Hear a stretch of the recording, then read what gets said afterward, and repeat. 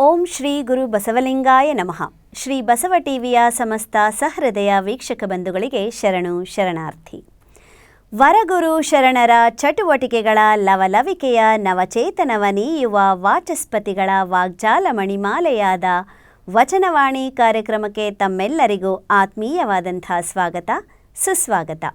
ಪ್ರಿಯ ವೀಕ್ಷಕರೇ, ಇಂದಿನ ವಚನವಾಣಿ ಕಾರ್ಯಕ್ರಮದಲ್ಲಿ ಯಾವೆಲ್ಲ ವಚನಗಳನ್ನು ಹೊತ್ತು ತಂದಿದ್ದೀನಿ, ಅದೆಲ್ಲ ಏನನ್ನು ಅರ್ಥೈಸುತ್ತೆ, ನಮ್ಮ ಜೀವನಕ್ಕೆ ಹೇಗೆಲ್ಲ ಅಳವಡಿಕೆ ಆಗುತ್ತೆ ಅನ್ನೋದನ್ನು ನೋಡೋಣ ಬನ್ನಿ. ಇಂದಿನ ವಚನವಾಣಿ ಕಾರ್ಯಕ್ರಮದ ಮೊದಲ ವಚನ ಹೀಗಿದೆ: ಏತ ತಲೆವಾಗಿದಡೇನು ಗುರು ಭಕ್ತನಾಗಬಲ್ಲುದೇ, ಇಕ್ಕುಳು ಕೈ ಮುಗಿದಡೇನು ಭೃತ್ಯಾಚಾರಿಯಾಗಬಲ್ಲುದೇ, ಗಿಳಿಯೋದಿದಡೇನು ಲಿಂಗವೇದಿಯಾಗಬಲ್ಲುದೇ, ಕೂಡಲ ಸಂಗನ ಶರಣರು ಬಂದ ಬರವ ನಿಂದ ನಿಲವ ಅನಂಗ ಸಂಗಿಗಳೆತ್ತಬಲ್ಲರು. ಬಸವಣ್ಣನವರ ಈ ವಚನದ ಅರ್ಥವನ್ನು ನೋಡೋಣ. ನೀರನ್ನೆತ್ತುವ ಕಪಿಲೆ ತಲೆಬಾಗಿತ್ತೆಂದರೆ ಅರಿವ ನೀವ ಗುರುವಿನ ಭೃತ್ಯ ಭಕ್ತನಾಗಬಹುದೇ, ಚಿಮ್ಮಟಿ ಕೈಮುಗಿದಂತಾದರೆ ಶರಣಗಣಗಳಲ್ಲಿ ಭೃತ್ಯಾಚಾರಿಯಾಗಬಹುದೇ, ಕಲಿಸಿದ ಮಾತನ್ನೋದಿದರೇನು ಗಿಳಿ ಸ್ವಸ್ವರೂಪವನ್ನರಿವ ಶಿವಜ್ಞಾನಿಯಾಗಬಹುದೇ. ಅದರಂತೆ ಶಿವತತ್ವದ ಅರಿವು ಆಚಾರ ಅನುಭಾವವನ್ನಳವಡಿಸಿಕೊಂಡ ಸತ್ಯ ಶರಣರು ತನ್ನಲ್ಲಿಗೆ ಬಂದ ಬರವಿನ ಕಾರಣ ಹಾಗೂ ಅವರು ಅಳವಡಿಸಿಕೊಂಡಿದ್ದ ಅಂತರಂಗದ ಅರಿವು ಆಚಾರ ಅನುಭಾವದ ಅನಂತ ನಿಲುವನ್ನು ಕಾಮಾದಿ ವಿಕಾರ ಸಂಗಿಗಳಾದ ಢಾಂಭಿಕ ವೇಷಧಾರಿಗಳೆತ್ತ ಅರಿವರು ಎಂಬುದೇ ಈ ವಚನದ ತತ್ವಾನುಭವ. ಮುಂದಿನ ವಚನ: ಒಲವಿಲ್ಲದ ಪೂಜೆ ನೇಹವಿಲ್ಲದ ಮಾಟ, ಆ ಪೂಜೆಯು ಆ ಮಾಟವು ಚಿತ್ರದ ರೂಹು ಕಾಣಿರಣ್ಣ, ಚಿತ್ರದ ಕಬ್ಬು ಕಾಣಿರಣ್ಣ, ಅಪ್ಪಿದರೆ ಸುಖವಿಲ್ಲ ಮೆಲಿದಡೆ ರುಚಿಯಿಲ್ಲ, ಕೂಡಲ ಸಂಗಮ ದೇವ ನಿಜವಿಲ್ಲದವನ ಭಕ್ತಿ. ಬಸವಣ್ಣನವರ ಈ ವಚನದ ಅರ್ಥ: ಇಷ್ಟಲಿಂಗದ ಮೇಲೆ ಮಾಧುರ್ಯದ ಒಲವಿಲ್ಲ, ಅರ್ಚನೆ ಮತ್ತು ಶಿವತತ್ವದ ಸಾಕಾರ ಸ್ವರೂಪಿಗಳಾದ ಗುರುಲಿಂಗ ಜಂಗಮದ ಮೇಲೆ ಪ್ರೇಮವಿಲ್ಲದೆ ಕೀರ್ತಿವಾರ್ತೆಗಾಗಿ ಮಾಡುವ ದಾಸೋಹ ಮಾಟವು ಇವೆರಡೂ ಬರೀ ಭಿತ್ತಿಪಟದ ಮೇಲೆ ಬರೆದ ಸುಂದರ ಚಿತ್ರದಂತೆ, ಭಿತ್ತಿಪಟದ ಮೇಲೆ ಬರೆದ ಕಬ್ಬಿನ ಚಿತ್ರದಂತೆ ನಿಷ್ಪ್ರಯೋಜಕ. ಆ ಚಿತ್ರವನ್ನಪ್ಪಿದರೆ ಅಂಗಸುಖವಿಲ್ಲ, ಆ ಚಿತ್ರದ ಕಬ್ಬನ್ನು ಮೆಲಿದರೆ ರಸನೆಗೆ ರುಚಿಯಿಲ್ಲ. ಹೀಗಿದೆ ಅಭಿನ್ನತೆಯನ್ನರಿಯದ ನಿಜವಿಲ್ಲದವನ ಭಿನ್ನ ಭಕ್ತಿಯು ಎಂಬುದೇ ಈ ವಚನದ ತತ್ವಾನುಭವ. ಮುಂದಿನ ವಚನ: ಅರತ ಒಡಗದು ಕ್ರೋಧ ತೊಲಗದು ಕ್ರೂರ ಕುಭಾಷೆ, ಕುಹಕ ಬಿಡದನ್ನಕ್ಕ ನೀನೆತ್ತಲು ಶಿವನೆತ್ತಲು ಹೋಗತ್ತ ಮರುಳೆ, ಭವರೋಗವೆಂಬ ತಿಮಿರ ತಿಳಿಯದನ್ನಕ್ಕ ಕೂಡಲ ಸಂಗಯ್ಯನೆತ್ತ ನೀನೆತ್ತ ಮರುಳೆ. ಬಸವಣ್ಣನವರು ಬರೆದಂಥ ಈ ವಚನದ ಅರ್ಥ: ಸಾಧಕ ಗುರುಲಿಂಗ ಜಂಗಮದಲ್ಲಿ ಭಕ್ತಿ ಒಲಿದು ಅನ್ಯರಲ್ಲಿ ಅಪ್ರೀತಿ ಅಡಗದು, ಶಾಂತಿ ಸಮನಿಸಿ ಜೀವಿಗಳನ್ನು ಕೊಲ್ಲುವ ಕ್ರೋಧ ಗುಣವು ಹೃದಯದಿಂದ ಹೊರಹೋಗದು, ಮೃದು ಮಾತು ವಾಗ್ಝರಿಯಿಂದ ಹೊರಹೊಮ್ಮಿ ಕ್ರೂರತನದ ಹುಸಿ ಚಾಡಿ ನಿಂದೆ ಅಶ್ಲೀಲವೆಂಬ ಕುಭಾಷೆಯಳಿದು ಸತ್ಯಸಂಧನಾಗಿ ಅನ್ಯರಲ್ಲಿ ಕಪಟ ಮೋಸ ವಂಚನೆಗಳ ಬಿಡದಲೆ ಶಿವನನ್ನು ಸಾಧಿಸಿಕೊಳ್ಳಬೇಕೆಂದರೆ ಆ ಶಿವನೆತ್ತ ನೀನೆತ್ತ ನಡೆ ಹುಚ್ಚಪ್ಪ, ಅಂಗದಲ್ಲಿ ಅವಗುಣಗಳಿದ್ದಲ್ಲಿ ಅದು ಭವರೋಗವೆಂಬ ಕತ್ತಲಲ್ಲಿ ಕೆಡಹುದೆಂಬ ಅರಿವೇ ನಿನಗಿಲ್ಲದಾಗ ನಿನಗೆ ಶಿವಸಾಮರಸ್ಯ ಹೇಗೆ ಸಾಧ್ಯ ಎಂಬುದೇ ಈ ವಚನದ ತತ್ವಾನುಭವ. ಮುಂದಿನ ವಚನ: ಓದಿದಡೇನು ಕೇಳಿದಡೇನು ಶಿವಪಥವನರಿಯದನ್ನಕ್ಕ, ಓದಿತ್ತು ಕಾಣಿರೋ ಶುಕನು ಶಿವಜ್ಞಾನವನರಿಯದನ್ನಕ್ಕ, ಓದಿದ ಫಲವು ಮಾದಾರ ಚೆನ್ನಯ್ಯಂಗಾಯಿತ್ತು ಕೂಡಲ ಸಂಗಮದೇವ.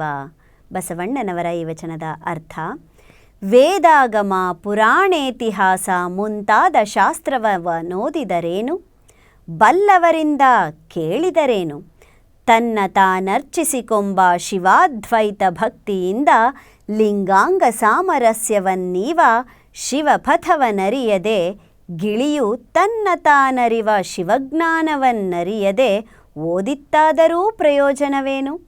ಅರಿವನ್ನೀವ ಸಾಹಿತ್ಯವನ್ನೋದಿ ಅನುಭವಿಯಾದ ಫಲ ಮಹಾನುಭಾವ ಮಾದಾರ ಚೆನ್ನಯ್ಯನಿಗೆ ಮಾತ್ರ ಅಳವಟ್ಟಿತ್ತು, ಮಿಕ್ಕವರಿಗಿಲ್ಲ ಎಂಬುದೇ ಈ ವಚನದ ತತ್ವಾನುಭವ. ಮುಂದಿನ ವಚನ. ಬಂಡಿ ತುಂಬ ಪತ್ರೆಯ ತಂದು ಕಂಡ ಕಂಡಲ್ಲಿ ಮಜ್ಜನ ಕೆರೆವಿರೆ, ತಾಪತ್ರಯವ ಕಳೆದು ಪೂಜಿಸಿ ತಾಪತ್ರಯವ ಶಿವನೊಲ್ಲ, ಕೂಡಲ ಸಂಗಮ ದೇವ ಬರೆಯುದದಕದಲ್ಲಿ ನೆನೆವನೇ. ಬಸವಣ್ಣನವರ ಈ ವಚನದ ಅರ್ಥ: ದೇವನನ್ನೊಲಿಸಬೇಕೆಂದು ಬಂಡಿ ತುಂಬ ಪತ್ರೆ ಪುಷ್ಪವ ತಂದು ಶಿವಮಂದಿರ ಕಂಡ ಕಂಡಲ್ಲೆಲ್ಲ ಮಹಾದೇವನಿಗೆ ಮಜ್ಜನ ಮಾಡುವಿರಿ. ಶಿವನನ್ನೊಲಿಸಲು ಆಧ್ಯಾತ್ಮಿಕ, ಆದಿ ಭೌತಿಕ, ಆದಿ ದೈವಿಕವೆಂಬ ತಾಪತ್ರಯವ ಕಳೆದು ಪೂಜಿಸಿರಿ. ಒಲವಿನ ಪೂಜೆಗೆ ಶಿವನೊಲಿವನಲ್ಲದೆ ತಾಪತ್ರಯದ ಪೂಜೆಯನೊಲ್ಲನು. ಒಲವಿನ ಪೂಜೆಗೆ ಬರೀ ಉದಕದಿಂದ ಮಜ್ಜನ ಕೆರೆದರೂ ಶಿವನೊಲಿಯನೇ, ಒಲಿವನು ಎಂಬುದೇ ಈ ವಚನದ ತತ್ವಾನುಭವ. ಮುಂದಿನ ವಚನ. ಹಮ್ಮಿನ ಭಕ್ತಿ ಕರ್ಮಕ್ಕೆ ಮೊದಲು, ಮರ್ಮವನರಿಯದ ಮಾಟ, ಸಯದಾನದ ಕೇಡು ಬಂದ ಸಮಯೋಚಿತವನರಿಯದಿದ್ದಡೆ ನಿಂದಿರಲೊಲ್ಲ ಕೂಡಲ ಸಂಗಮ ದೇವ. ಬಸವಣ್ಣನವರ ಈ ವಚನದ ಅರ್ಥವನ್ನು ನೋಡೋಣ. ಮಾಡುವವನು ಮಾಡಿಸಿಕೊಂಬುವವನು ಶಿವನೇ ಎಂಬ ದಾಸೋಹಂ ಭಾವವನ್ನರಿಯದೆ ಅಹಂ ಮಮಕಾರದಿಂದ ನಾನು ಮಾಡಿದೆನೆಂಬ ಹಮ್ಮಿನ ಬಿಮ್ಮಿನ ಭಕ್ತಿಯು ಕರ್ಮ ಕೋಟಲೆಗೆ ಮೂಲವಾಗುತ್ತದೆ. ಶಿವನಿತ್ತ ಸೊಮ್ಮು ಸಂಪತ್ತು ತನಗೆ ತಾನೇ ಮಾಡಿಕೊಂಡನೆಂಬ ಶಿವಾದ್ವೈತ ಭಕ್ತಿಯ ಮರ್ಮವನರಿಯದೆ ಮಾಡಿದ ಮಾಟವು ವೃಥಾ ಧನಹಾನಿಯು.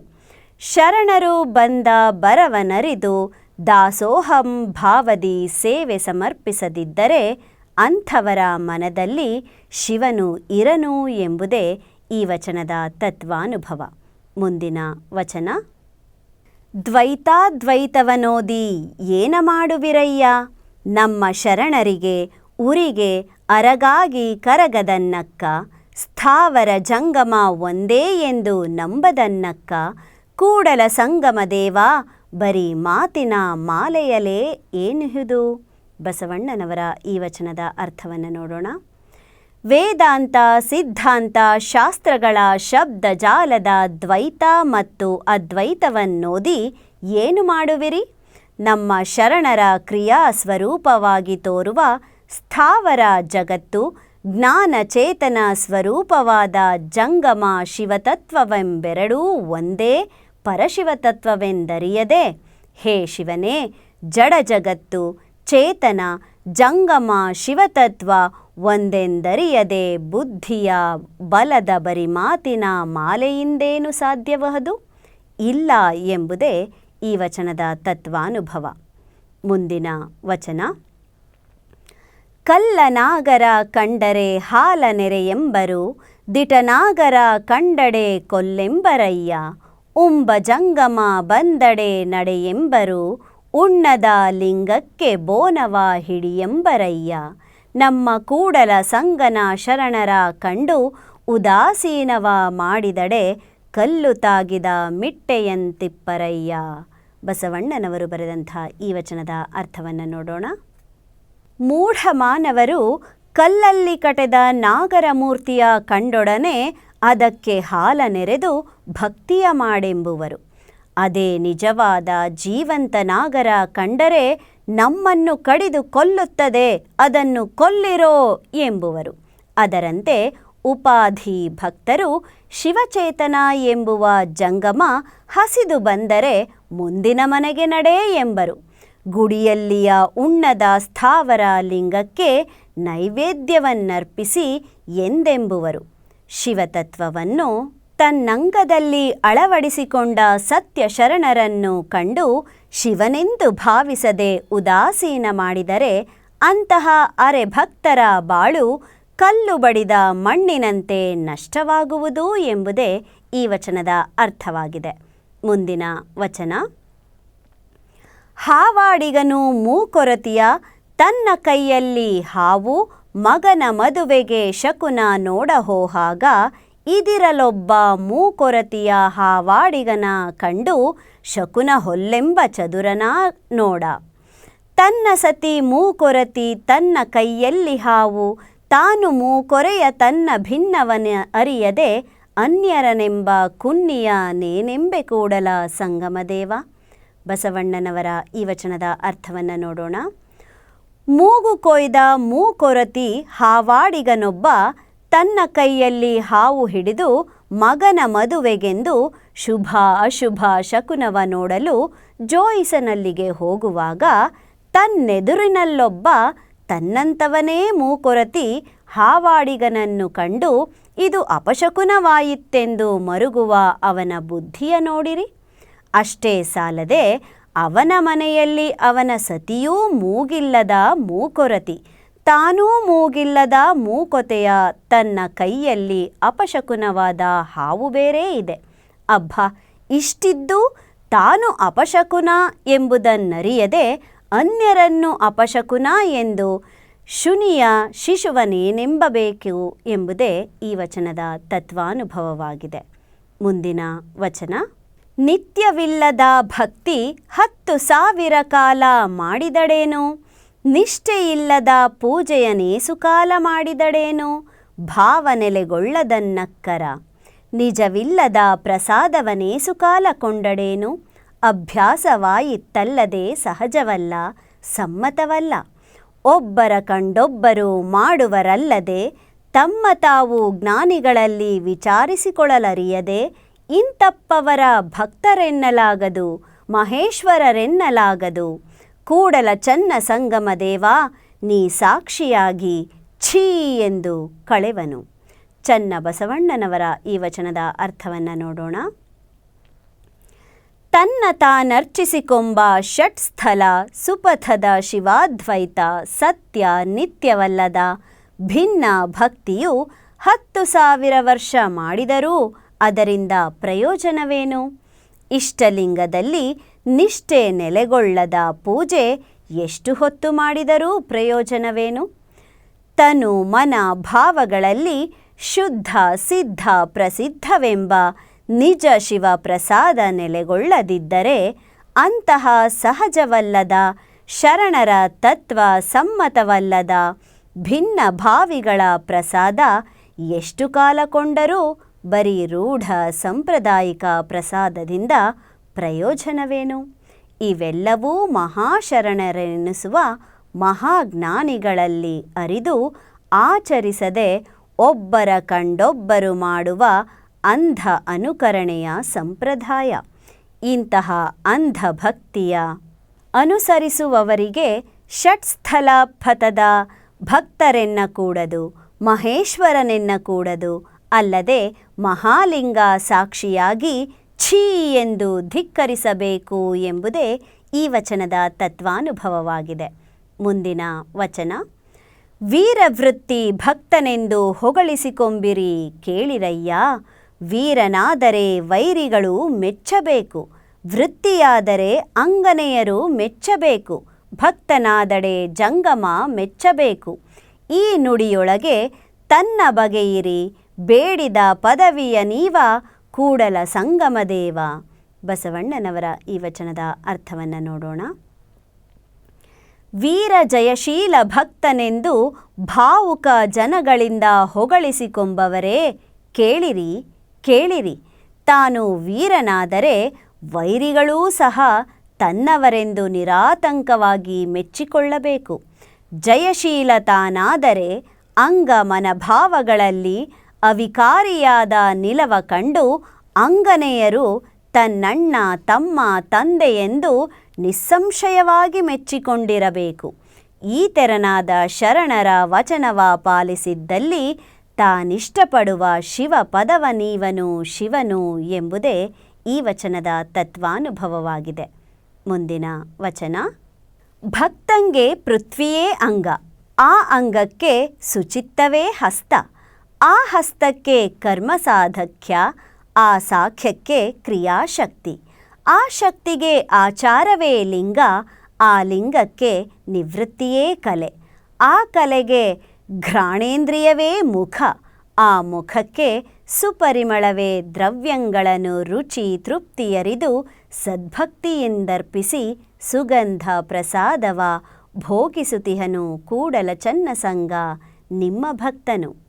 ಚನ್ನಬಸವಣ್ಣನವರ ಈ ವಚನದ ಅರ್ಥ: ಷಟ್ಸ್ಥಲ ಪಥವಿಡಿದು ಲಿಂಗಾಂಗ ಸಾಮರಸ್ಯವ ಸಾಧಿಸುವ ಸದ್ಭಕ್ತನಿಗೆ ಪೃಥ್ವಿ ತತ್ವವೇ ಅಂಗ, ಆ ಅಂಗಕ್ಕೆ ಅಂತರಂಗದ ಪರಿಶುದ್ಧಗೊಂಡ ಶುಚಿತ್ವವೇ ಲಿಂಗವನ್ನರ್ಚಿಸುವ ನಿಜ ಹಸ್ತ, ಆ ಹಸ್ತಕ್ಕೆ ತಾನಿಲ್ಲದ ಲಿಂಗಕ್ಕೆಂದು ಮಾಡುವ ನೀಡುವ ನಿಜ ಕರ್ಮವೇ ಶಿವಪ್ರಭೆ ಎನಿಸುವ ಸಾಧಕ್ಯ, ಆ ಸಾಧಕ್ಯಕ್ಕೆ ಶಿವಜ್ಞಾನದ ವ್ಯಕ್ತಿರೂಪಾದ ಶಿವಕ್ರಿಯೆಯೇ ಶಕ್ತಿ, ಆ ಶಕ್ತಿಗೆ ಅಂತರಂಗದ ಅರಿವು ರೂಪುಗೊಂಡು ಅಂಗದಲ್ಲಿ ಅಳವಟ್ಟ ಆಚಾರವೇ ಲಿಂಗ, ಆ ಲಿಂಗಕ್ಕೆ ಅಂಗಗುಣ ನಿವೃತ್ತಿಯೇ ಕಲೆ, ಆ ಕಲೆಗೆ ಘ್ರಾಣೇಂದ್ರಿಯವೇ ಗಂಧ ಪದಾರ್ಥವನ್ನರ್ಪಿಸುವ ಮುಖ, ಆ ಮುಖಕ್ಕೆ ಶುದ್ಧವಾದ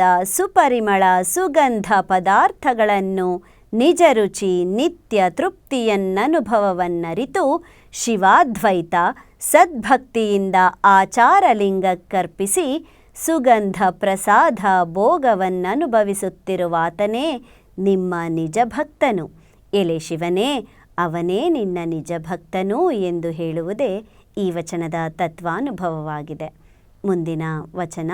ಭಕ್ತನು ಶಾಂತನಾಗಿರಬೇಕು, ತನ್ನ ಕುರಿತು ಬಂದ ಠಾವಿನಲ್ಲಿ ಸತ್ಯವಾಗಿ ನುಡಿಯಬೇಕು, ಗುರುಲಿಂಗ ಜಂಗಮದೆಡೆಯಲ್ಲಿ ನಿಂದೆಯಿಲ್ಲದಿರಬೇಕು, ಭೂತ ಹಿತವಚನವ ನುಡಿಯಬೇಕು, ಸಕಲ ಪ್ರಾಣಿಗಳ ತನ್ನಂತೆ ಕಾಣಬೇಕು, ತನು ಮನ ಧನವ ಗುರುಲಿಂಗ ಜಂಗಮಕ್ಕೆ ಸವೆಸಬೇಕು, ಅಪಾತ್ರ ದಾನವ ಮಾಡಲಾಗದು, ಸಕಲೇಂದ್ರಿಯಗಳ ತನ್ನ ವಶವ ಮಾಡಬೇಕು, ಇದೇ ಮೊದಲಲ್ಲಿ ಬೇಹ ಶೌಚ ನೋಡ, ಲಿಂಗವ ಪೂಜಿಸಿ ಪ್ರಸಾದವ ಪಡೆವಡೆ, ಇದೇ ಸಾಧನ ಕೂಡಲ ಚನ್ನ ಸಂಗಮ ದೇವ.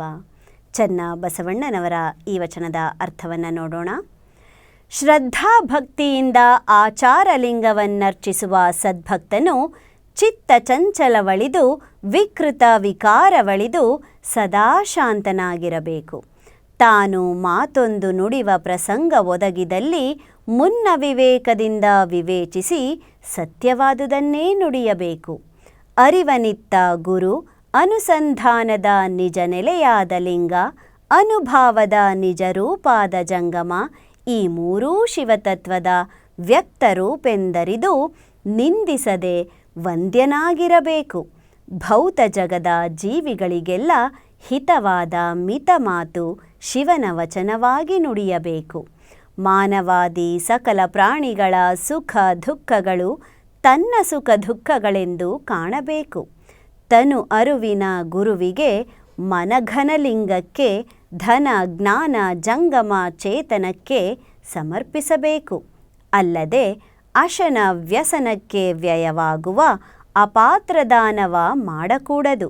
ಜ್ಞಾನಾದಿ ಸಕಲೇಂದ್ರಿಯಗಳನ್ನು ವಿಷಯ ಭೋಗದತ್ತ ಹರಿಯಬಿಡದೆ ಸದಾ ತನ್ನ ಅಧೀನದಲ್ಲಿಟ್ಟುಕೊಳ್ಳಬೇಕು. ಭಕ್ತನೆನಿಸಿಕೊಂಬಲ್ಲಿ ಇದು ಮೊದಲು ಬೇಕಾದ ಶುದ್ಧ ಶುಚಿಯು. ಇಷ್ಟಲಿಂಗವ ಪೂಜಿಸಿ ಶುದ್ಧ ಪ್ರಸಾದವ ಪಡೆಯಬೇಕಾದರೆ ಇದೇ ಮೊದಲ ಸಾಧನ ಎಂಬುದೇ ಈ ವಚನದ ತತ್ವಾನುಭವವಾಗಿದೆ. ಮುಂದಿನ ವಚನ. ಭಕ್ತನು ತಾನು ತಾನಾಗಿರಬೇಕು, ಸಕಲ ಪ್ರಾಣಿಗಳು ತನ್ನಂತೆ ಕಾಣಬೇಕು, ತನು ಮನ ಧನವ ಗುರುಲಿಂಗ ಜಂಗಮಕ್ಕೆ ಸವೆಸಬೇಕು.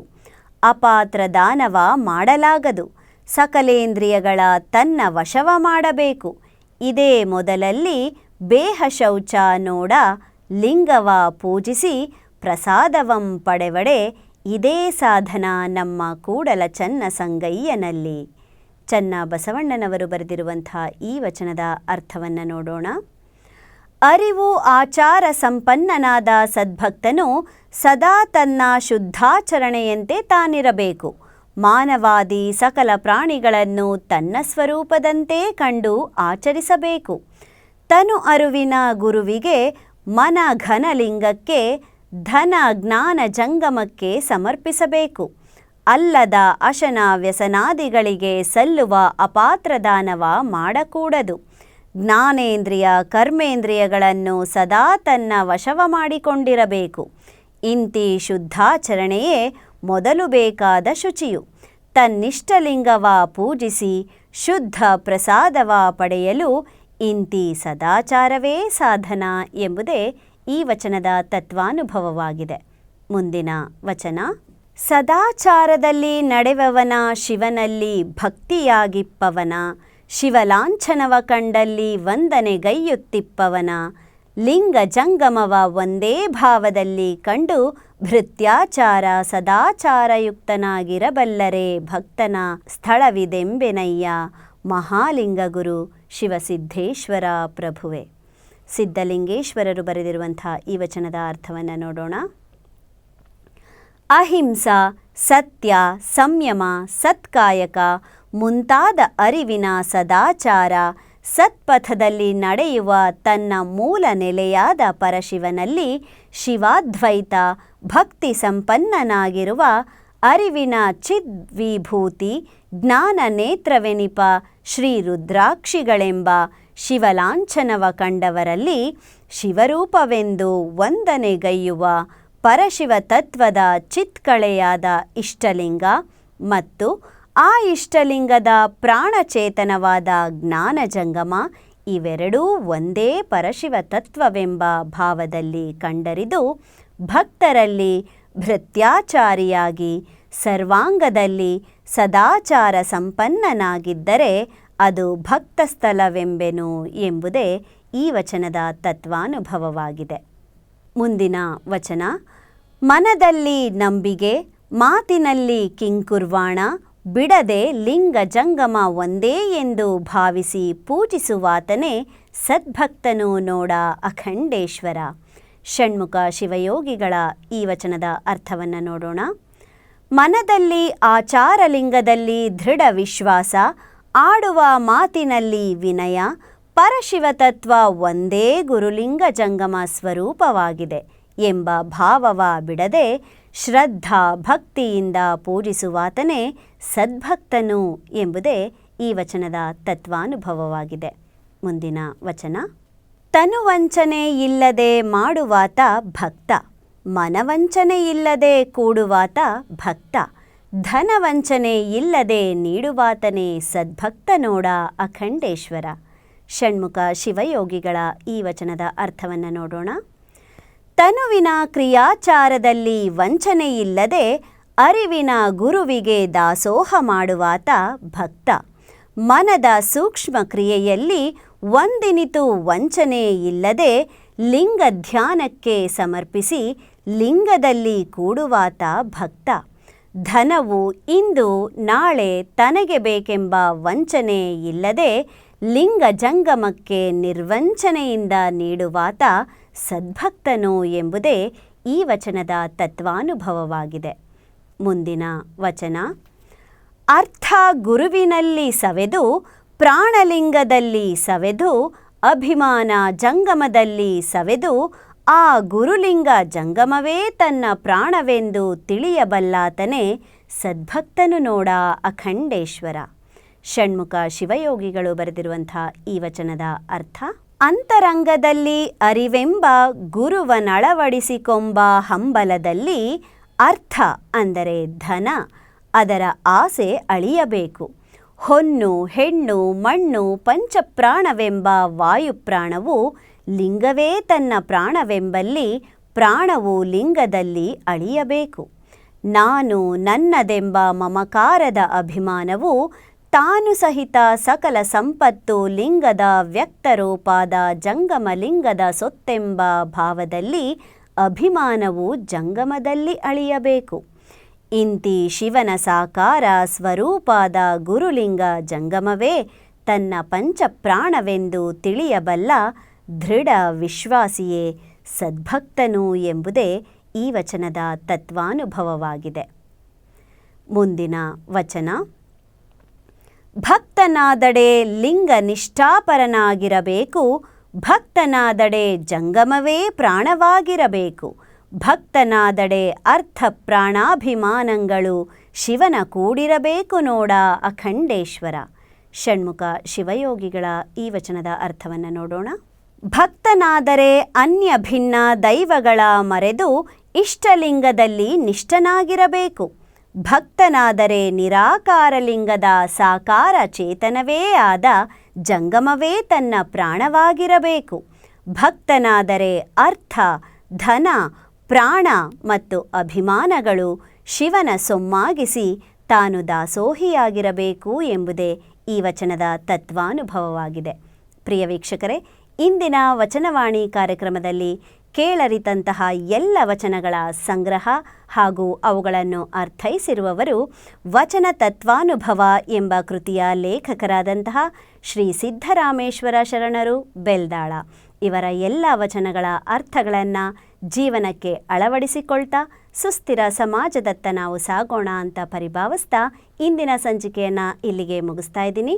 ಮುಂದಿನ ಸಂಚಿಕೆಯಲ್ಲಿ ಮತ್ತಷ್ಟು ವಚನಗಳೊಂದಿಗೆ ಭೇಟಿಯಾಗ್ತೀನಿ ಅಂತ ಹೇಳ್ತಾ ನಿರಂತರವಾಗಿ ನೋಡ್ತಾ ಇರಿ ಶ್ರೀ ಬಸವ ಟಿವಿ. ಇದು ಸಂಸ್ಕಾರದ ಬೆಳಕು. ಶರಣು ಶರಣಾರ್ಥಿ.